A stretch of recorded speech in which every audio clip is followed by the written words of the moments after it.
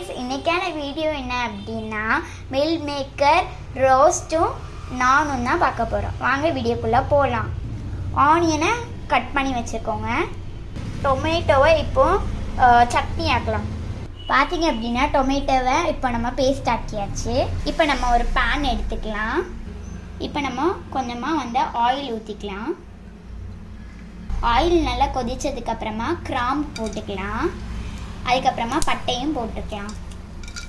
இப்போது வதக்கி விட்டுக்கலாம். அப்படி இப்போ வெட்டி வச்ச ஆனியனை ஆட் பண்ணிக்கலாம். நல்லா மிக்ஸ் பண்ணி விட்டுக்கலாம். ஆனியனை நல்லா வதக்கி விட்டுக்கலாம். ஒரு பச்சை மிளகு போட்டுக்கலாம். இப்போது நல்லா வதக்கி விட்டுக்கலாம்.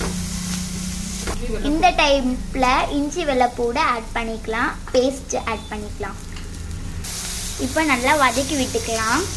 நம்ம அரைச்சி வச்ச டொமேட்டோ பேஸ்ட் நம்ம ஆட் பண்ணிக்கலாம். மிக்ஸ் பண்ணிக்கலாம். இப்போ நல்லா வதக்கி விட்டுக்கலாம். டொமேட்டோ ஸ்மெல் போகிறது வரைக்கும் நம்ம வதக்கி விட்டுக்கலாம். கொஞ்சம் மஞ்சள் பொடி நம்ம ஆட் பண்ணிக்கலாம். வத்தல் பொடி இப்போ கொஞ்சம் ஆட் பண்ணிக்கலாம். நம்ம சில்லி பொடி ஆட் பண்ணிக்கலாம். பெருஞ்சீரக பொடி கொஞ்சம் ஆட் பண்ணிக்கலாம். நல்லா மிக்ஸ் பண்ணி விட்டுக்கலாம். ஒரு கப் வாட்டர் ஆட் பண்ணிக்கலாம். மில் மேக்கர் இப்போ ஆட் பண்ணிடலாம். நல்லா மிக்ஸ் பண்ணி விட்டுக்கலாம். மல்லிக்கீரை ஆட் பண்ணிவிட்டு நம்ம வெந்த உடனே இறக்க வேண்டியதுதான். அப்படின்னா குழம்பு நல்லா சுண்டி வந்ததுக்கப்புறமா அடுப்பை டேன் ஆஃப் பண்ணிடலாம். பார்த்தீங்க அப்படின்னா குழம்பு அழகாக வந்தாச்சு. அழகாக சூப்பராக இருக்குது பார்க்குறதுக்கே, கலர்ஃபுல்லாக. நான் பண்ணுறதுக்காக வேண்டி மைதா மாவு, தேவைக்கேற்ப சுகரு, தேவைக்கேற்ப சால்ட்டை, தேவைக்கேற்ப தண்ணி ஆட் பண்ணி நல்லா கலந்து விட்டுக்கலாம். ஆயில் அப்ளை பண்ணி 1 hour ஊற வைக்கலாம். இப்போ நம்ம ஊற வச்சிடலாம். பார்த்தீங்க அப்படின்னா நல்லா பிசைஞ்சு விட்டுக்கலாம்.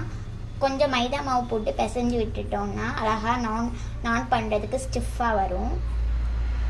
பார்த்தீங்க அப்படின்னா ஒவ்வொரு பாலாக நம்ம இப்போ எடுத்துக்கலாம். மைதா மாவை நல்லா பரத்திட்டு உங்களுக்கு ஸ்கொயர் ஷேப்பில் வேணுன்னா ஸ்கொயர் ஷேப்பில் பண்ணிக்கலாம். நான் இப்போ ரவுண்ட் ஷேப்பில் பண்ணியிருக்கேன். ஏன் நம்ம 1 hour வைக்கிறோம் அப்படின்னா மாவு நல்லா சாஃப்டாக இருக்கிறதுக்கு தான். இங்கே பார்த்தீங்க அப்படின்னா நல்லா சாஃப்டாக இருக்குது. இப்போ பார்த்தீங்க அப்படின்னா ஒரு பேன் எடுத்துக்கலாம்.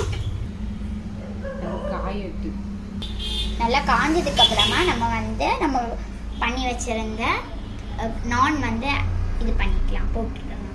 பார்த்தீங்க அப்படின்னா கிரில் எடுத்து வச்சுருக்கேன். பார்த்தீங்கன்னா இதில் தான் நம்ம இது பண்ண போகிறோம்.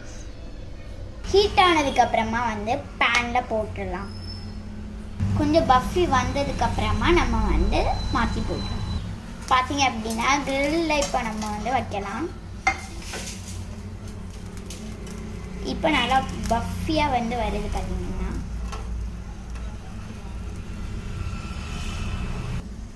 பார்த்தீங்கன்னா நல்லா பஃபியாக வருது. பாருங்கள், பலூன் மாதிரி இருக்குது பார்க்குறதுக்கே. 2 சைடும் மாற்றி மாற்றி போட்டுகிட்டே இருக்கணும். பார்த்தீங்க அப்படின்னா நான் இப்போ ரெடி ஆயாச்சு. இதை இப்போ ஒரு பிளேட்டில் ட்ரான்ஸ்ஃபர் பண்ணிடலாம். பார்த்தீங்க அப்படின்னா நம்மளோட ரோஸ்ட்டும் இங்கே தான் இருக்குது.